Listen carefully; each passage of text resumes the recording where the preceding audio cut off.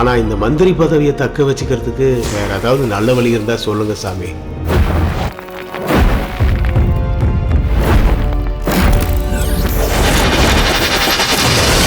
ஒரு வழி இருக்கு. அதான இருக்கணுமே. அஸ்வம் நெய்வ கஜம் நெய்வ அஜாபுத்திரம் பலிம் ததாது.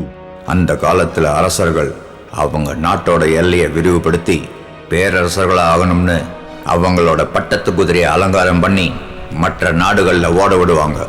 அந்த குதிரை கடைசியா போய் நிக்கிற வரைக்கும் அவங்க நாட்டோட எல்லை விரிவடைஞ்சதா அறிவிச்சிட்டு அந்த பட்டத்து குதிரையை அதே இடத்துல வெட்டி பலி கொடுத்து ஒரு யாகம் வளர்ப்பாங்க. அதற்கு பெயர் தான் அஸ்வமேத யாகம்.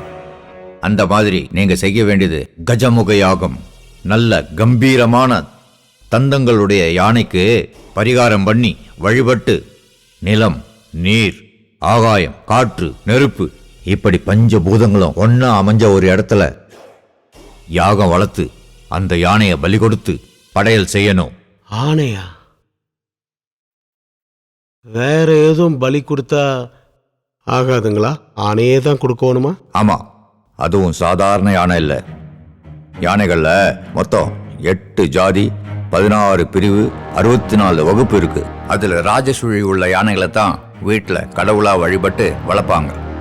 அந்த யானையோட மத்தகத்துல அதான் முகச்சுழியில ஒரு கஜமுத்து இருக்கும். கஜமுத்தா? அப்படிப்பட்ட ஒரு யானைய வர்ற அமாவாசை அன்னைக்கு யாகம் வளர்த்து பலி கொடுத்து படையல் வச்சிங்கன்னா நீங்க இந்த நாட்டுக்கே சக்கரவர்த்தி ஆகலாம். நாட்டுக்கே சக்கரவர்த்தியா? புரியல?